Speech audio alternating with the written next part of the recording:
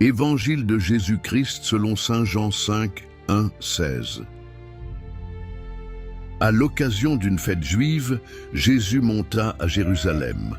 Or, à Jérusalem, près de la porte des brebis, il existe une piscine qu'on appelle en hébreu Beth Zata.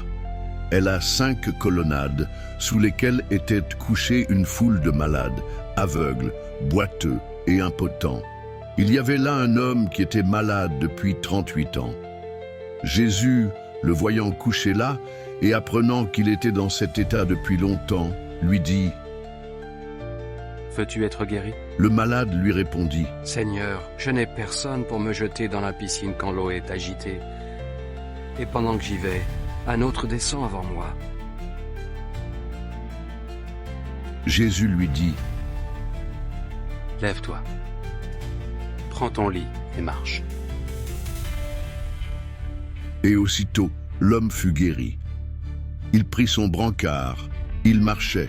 Or, ce jour-là était un jour de sabbat.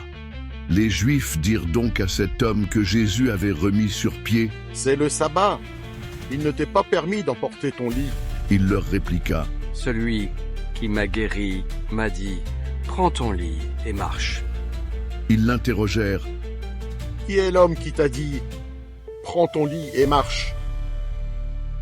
Mais celui qui avait été rétabli ne savait pas qui c'était.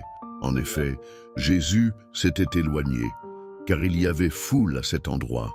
Plus tard, Jésus le retrouve dans le temple et lui dit : « Te voilà guéri, ne pêche plus, il pourrait arriver quelque chose de pire. » L'homme partit annoncer aux Juifs que c'était Jésus qui l'avait guéri.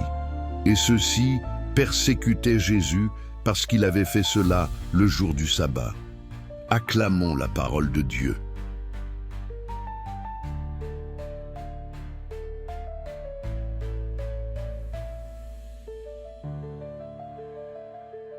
Veux-tu être guéri ? Jésus veut te relever.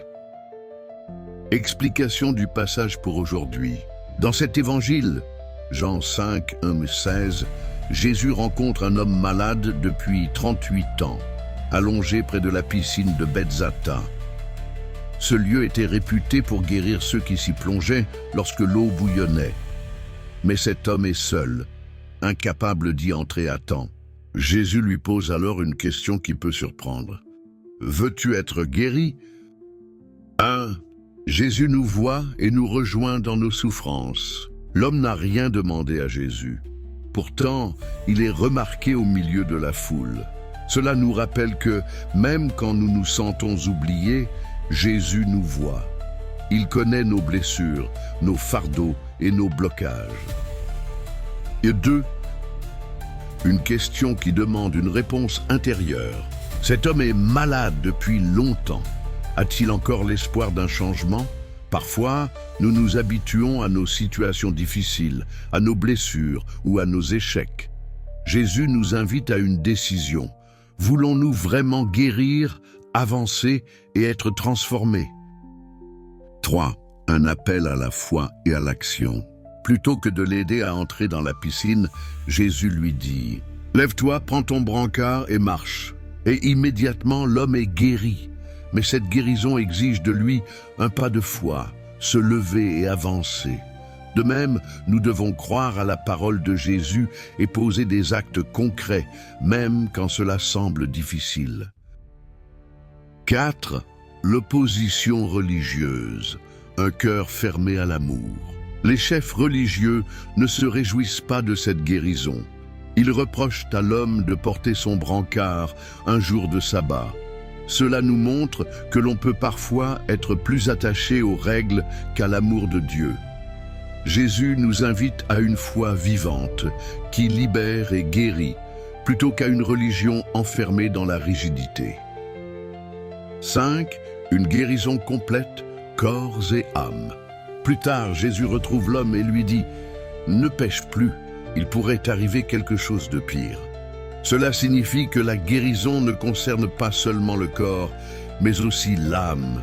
Jésus ne veut pas seulement nous libérer de nos souffrances physiques, mais aussi de nos blessures intérieures et spirituelles. Comment vivre ce passage aujourd'hui ? Croire que Jésus nous voit et veut nous relever. Même si nous nous sentons oubliés, il est là. Répondre à son appel, sommes-nous prêts à changer et à laisser Jésus transformer nos vies? Poser des actes concrets de foi, se lever, pardonner, avancer, même quand c'est difficile. Ne pas s'enfermer dans une religion légaliste. L'amour et la miséricorde de Dieu passent avant toute règle. Cherchez une guérison intérieure, autant que physique.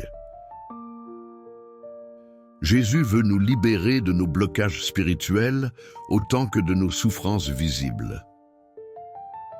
Aujourd'hui encore, Jésus nous pose cette question. Veux-tu être guéri? C'est à nous de répondre et de nous lever pour marcher avec lui.